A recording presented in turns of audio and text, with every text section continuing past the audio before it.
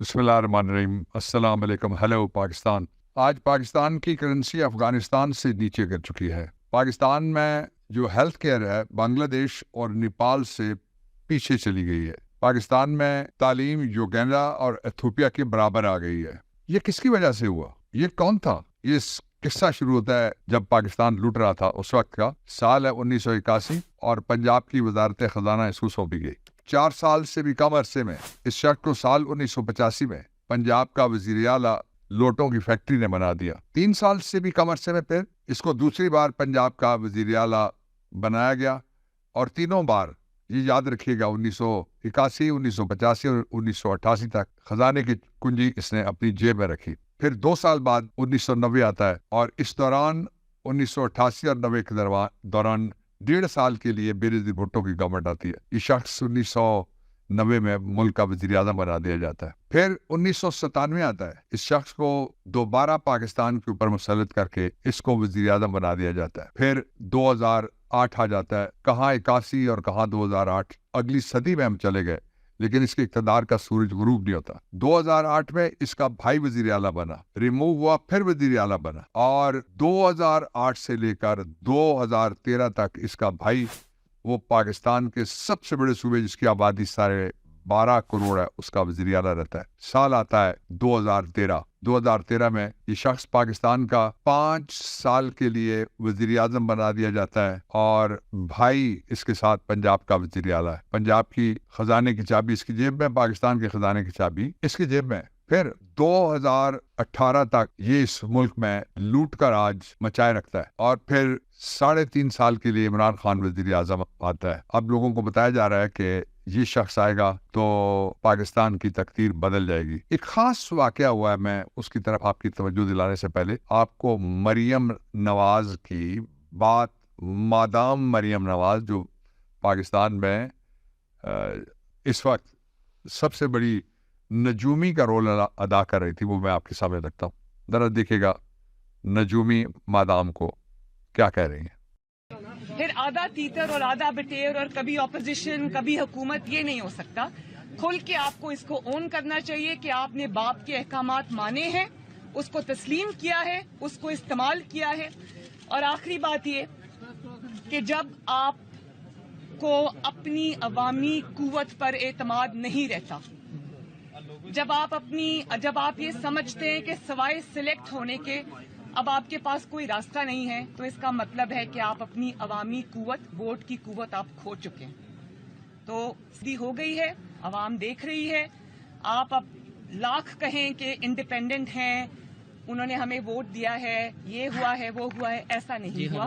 آپ کو باپ کے لوگوں نے ووٹ دیا ہے، باپ کے کہنے پر ووٹ دیا ہے، اور یہ بات آپ کو تسلیم کرنی چاہیے۔ آپ نے مادام مریم نواز کی ایک بات سنی تھی، دوسری بات سنانے سے پہلے میں آپ کو بتانا چاہتا ہوں کہ باپ کی اجازت سے باپ پارٹی نے مریم کے باپ کی حمایت کا اعلان کر دیا، اور باپ پارٹی کے وزیر اعلیٰ اور جتنے بھی ارکان اسمبلی اور کیبنٹ کے رکن تھے، وہ کوئی تقریباً 2 درجن 2.5 درجن، ان کو ہانکا گیا اور کہا گیا کہ اب آپ کا نیا باپ وہ نواز شریف ہوگا، مریم نواز کا باپ جو ہے وہ سیاسی باپ ہوگا ان لوگوں کا جو باپ پارٹی کی پالیٹکس کرتے ہیں، یہ کہا گیا جی۔ اب اس بارے میں مریم نواز کا کیا خیال تھا اور مریم نواز کیا کہہ رہی تھی، ذرا یہ سن لیجیے گا۔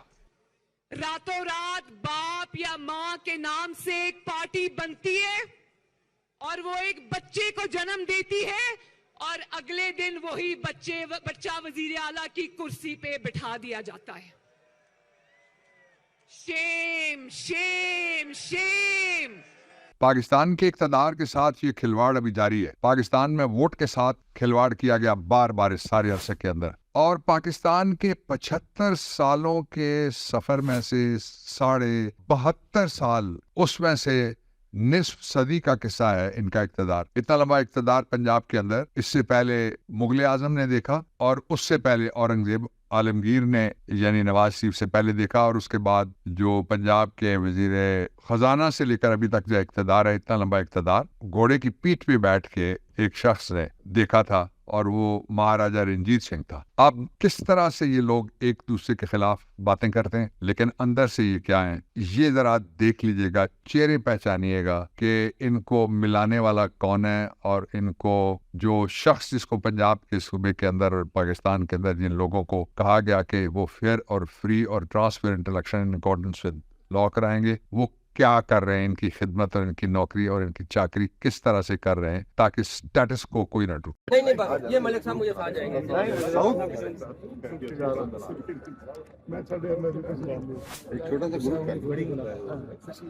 کیا حال ہے جی, کیا خیریت ہے؟ سر آپ آئے ہو یہ بڑی بات ہے.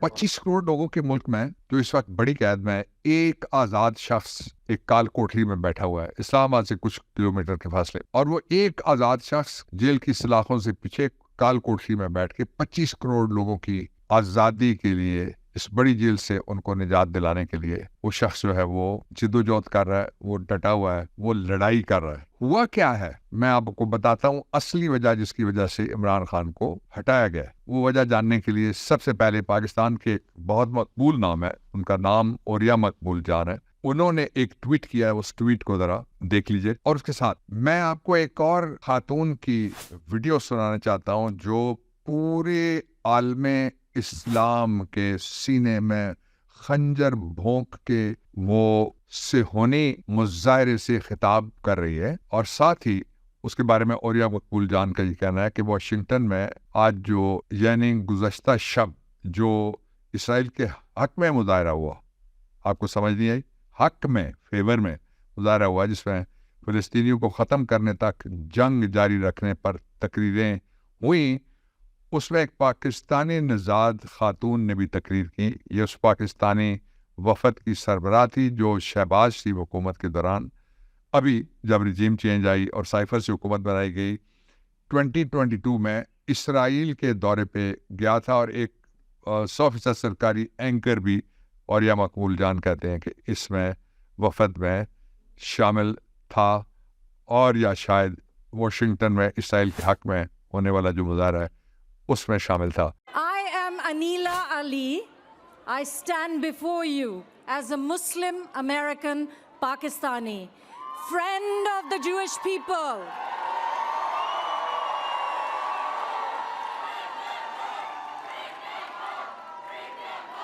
Inshallah, inshallah.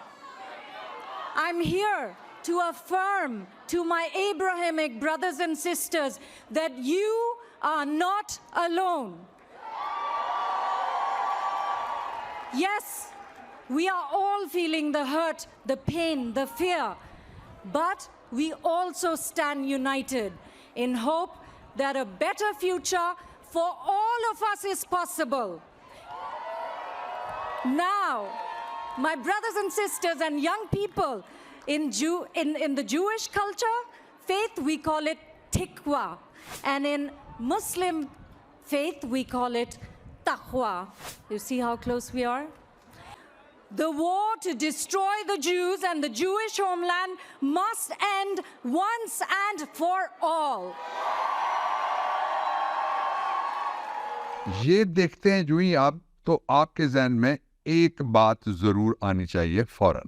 بات یہ ہے کہ 3 نکاتی ایک ایجنڈا تھا جس کے اوپر سائفر آیا, سازش ہوئی اور ریجیم چینج کروائی گئی. ایک تو یہ تھا کہ پاکستان عمران خان کی حکومت اور پالیسیوں کی وجہ سے, اس کی کوشش اور جدوجہد کی وجہ سے, اس کی توجہ اور دیانتداری کی وجہ سے, اس کے صاف ستھرے صادق امین والے حکمران کے کیریکٹر کی وجہ سے پاکستان اپنے پاؤں پہ کھڑا ہو سکتا ہے. آپ کی کتاب پڑھ لیجئے گا, نو ایگزٹ فرام پاکستان, یہ امریکہ کے ایک بہت بڑے ادارے کے ایک آدمی نے لکھی, اور اس میں کہا کہ ہم حکمرانوں کو اور پاکستان کے اعلیٰ ملازموں کو تھوڑے تھوڑے پیسوں سے خریدتے ہیں, اور کبھی ویزے پہ بھی وہ بک جاتے ہیں, اس قدر وہ سستا بیچتے ہیں اپنی دھرتی ماں اور اپنے ضمیر کو.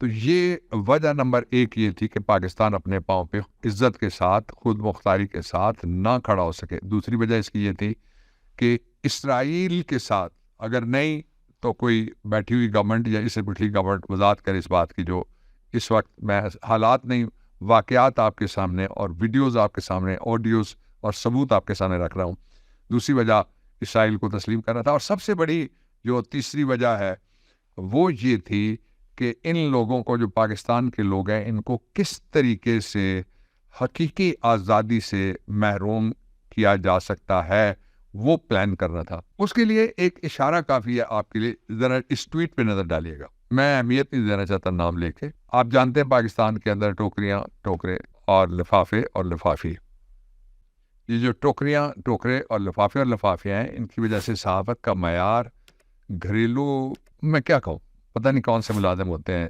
جن سے بھی کیا گزرا چلا گیا ہے، اور یہ کبھی سچ کی ترجمانی نہیں کرتے، انہوں نے قسم کھائی ہوئی ہوتی ہے۔ میں یہ حالات میں نے آپ کے سامنے رکھے، اور ساتھ ہی میں ایک بات آپ کے سامنے رکھنا چاہتا ہوں۔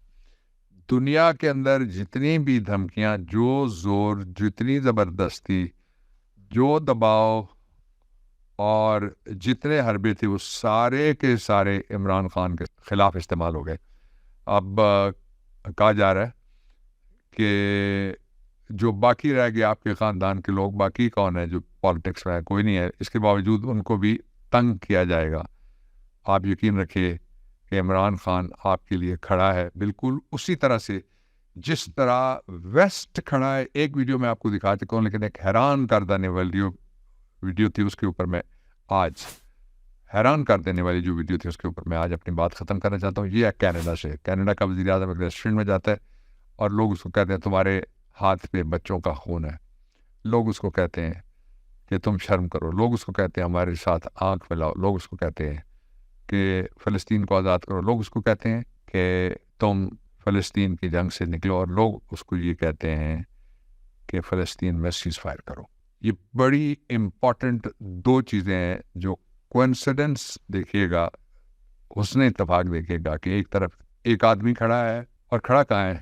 سلاخوں کے پیچھے لڑ کس کے لیے رہا ہے؟ 25 کروڑ قیدیوں کے لیے لڑ رہا ہے جو پورے ملک میں بیٹھے ہوئے ہیں، اور دوسری طرف پوری دنیا کا ہر ذی شعور شخص کھڑا ہے فلسطین کے ساتھ، فری پیلسٹائن کے ساتھ، سیز فائر کے ساتھ، اور بچے، عورتیں، طالب علم، ان کے قتل عام کے خلاف کچھ لوگ سائفر اور سازش کے ذریعے سے اصل سازش یہ کر رہے تھے۔ آئی ہوپ آج دونوں سازشیں کھل کے آپ کے سامنے آ گئی۔ پاکستان زندہ باد۔